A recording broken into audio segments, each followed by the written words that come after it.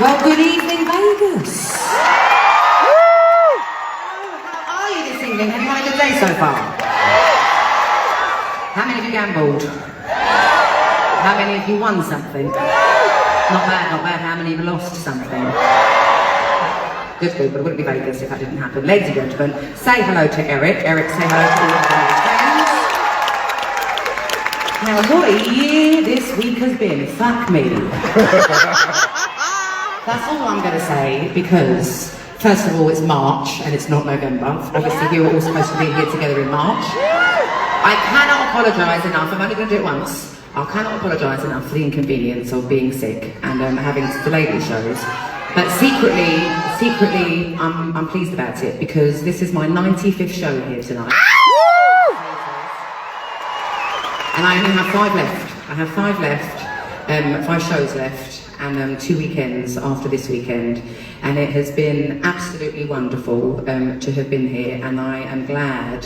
I did some huge shows in Europe in the summer, and it was wonderful and I loved it. But I'm really, really glad that we are ending this era, as you say, here in this room, because I love it here so much. So I'm secretly glad that we're here together in November, even though for you I know that's a massive pain in the ass. So thank you for still coming, those of you that were due to come in March. I appreciate that very, very much.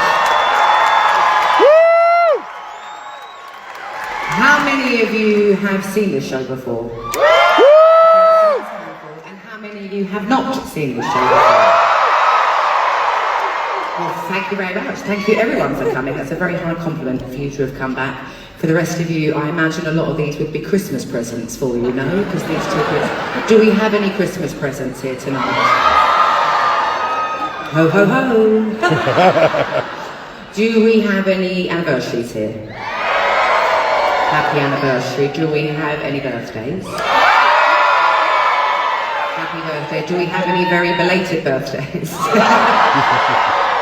Happy belated birthday. Do we have any hen-dos, bachelorette parties? Do we have any of those? We have one, ladies and gentlemen, over there somewhere. Good luck. Do we have any divorce parties here? We have a very proud one over here. We have a couple. Oh, look at that. Divorcers! They're in the house. Lovely jubbly. Do we have any mothers and their kids? Mothers and their daughters, mothers and their sons? I love every category, but that is my favourite, just because I really hope my kid will always want to go and see things with me when I'm older and he's older. Do we have anyone who has come here on their own? Okay, that is a nice handful. That is wonderful. I couldn't possibly keep saying wonderful if I tried, could I? I think I've said it about 100 times since I've come on the stage. I used to go to shows all the time on my own when I was younger, and I loved it. I often enjoyed it more than I did when I was with other people. So thank you for coming on your own. I appreciate that. I hope you have a good night. And do we have, it's fine, I will not be offended. This is my second favourite category that I like to ask. Do we have anyone here? Well, first of all, do we have any girls' trips? Okay. And do we have any gays' trips here? Okay. Which brings me to my question, mainly I imagine for the straight men who are in here. Do we have anyone that has been dragged against their will? Yes, it's fine, it's fine, it doesn't offend me, I love it, because I'm going to make it my mission tonight to win you over. It's not going to take a lot though, because you will get laid. You are going to get laid. Yes? By being a good sport and coming here, but also, in case you haven't heard all of my music, it is love making music. She's going to go through a roller coaster all night, and she's going to be horny later. So you'll be thanking me later, and you'll be my biggest fan. Yes, you will. Well, anyway, welcome one and all. As I said to you, we're very, very close to the end, and it's getting very, very bittersweet, because it's been a very, very long time, and I really have. I've grown so much as a person in the last sort of 2-3 years. Obviously I was supposed to start here 3 years ago, but we won't talk about that, because you know that was a fucking shit show.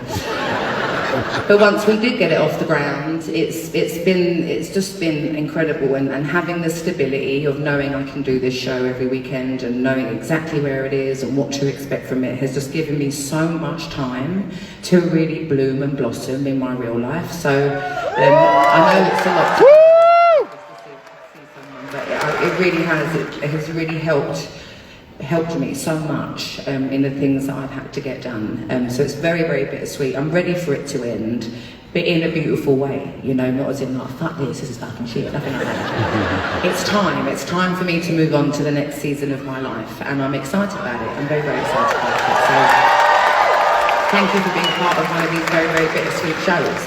So we have done, it's 5 weekends this last little run, and we have done 5 shows now.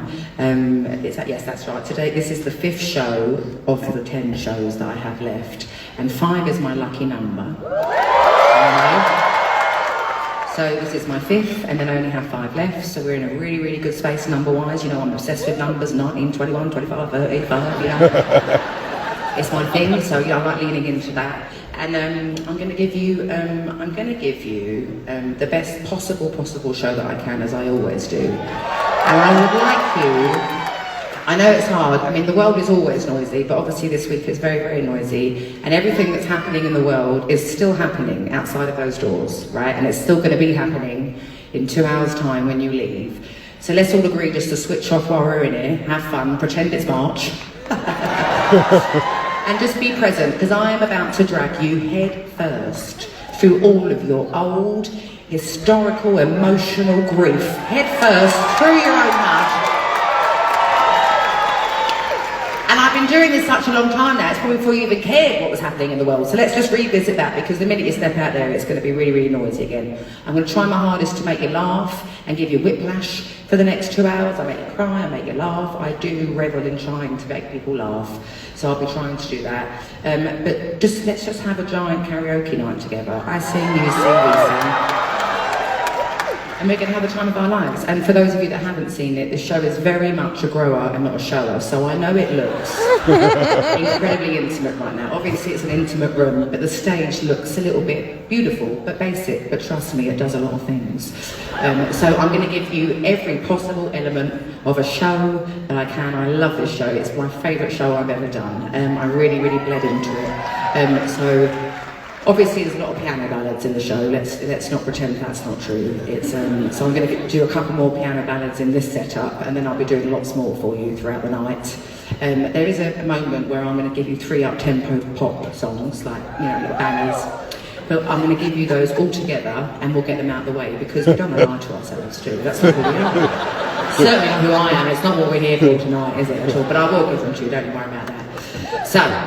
This song is off of my second album, and it's actually, that whole album is very serious sounding, and it was serious. It was my first real heartbreak, but this song was inspired by an argument that I had at a Chinese restaurant.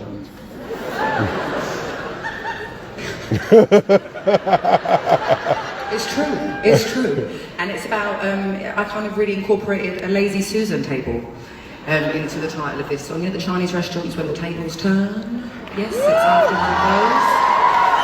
We were having an argument at a Chinese restaurant in New York, and it pissed me off that he put his hand on the Lazy Susan and wouldn't let me get my food. But it produced this song, so take it away, Eric. I have no fucking idea what that is.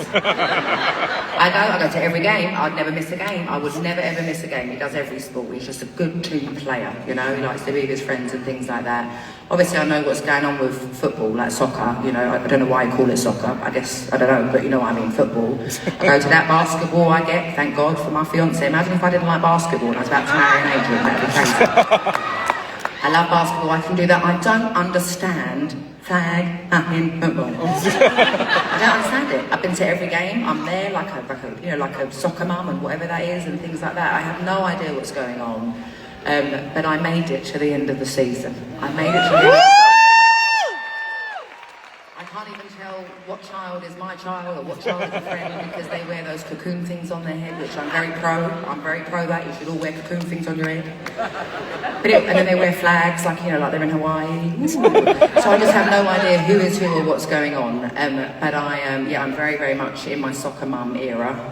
You know, obviously with the flag football and the basketball and baseball, there's lots of things going on. I don't know what, is that just a sports mum? What kind of mum is that?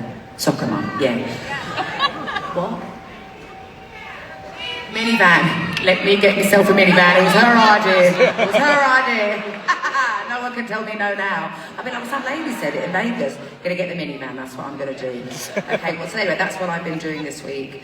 There's no more games left. I think they do basketball next, so thank God I know what's going on with that. But I survived the flag football. It started before I came back, so I've been talking about it every week. And there was 2 games this week. Mondays, I'm very, very bedraggled because I get home very early on Sunday morning rather than very late on Saturday. And I look like a truck has hit me. And normally I go on to vocal rest for a couple of days. Mainly, sometimes I need it, sometimes I pretend I need it so that I don't have to talk to anybody. And I had to be at a game on the Monday. Oh, I think I looked like, I don't know, I looked like the woman that lives in the park in Home Alone 2. I looked crazy, but I was a good sport. I turned up, never going to miss a game, never ever going to miss a game. Anyway, I'm going to do now for you the first song that I wrote for the second album that I was just telling you about. And I'd also like to let you know that I am the biggest drama queen in the world, okay? And I lean into it now that I'm getting older. I'm 37 soon, I'm 36 and a half. But I like saying I'm 37 soon because I love it. The older I get, I love it. I love myself. I get more patience. I enjoy life the older I get, and I absolutely am loving it. So that's why I'm leaning towards 37.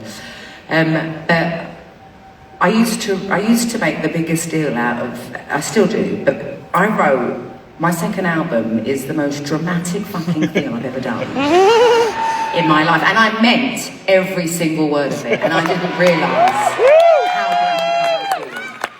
I was saying last week, I don't know why I was talking about my first album last week, but my first album was mainly about one person also, not the same person that 21 was about, but I realised last week I don't even remember his fucking name.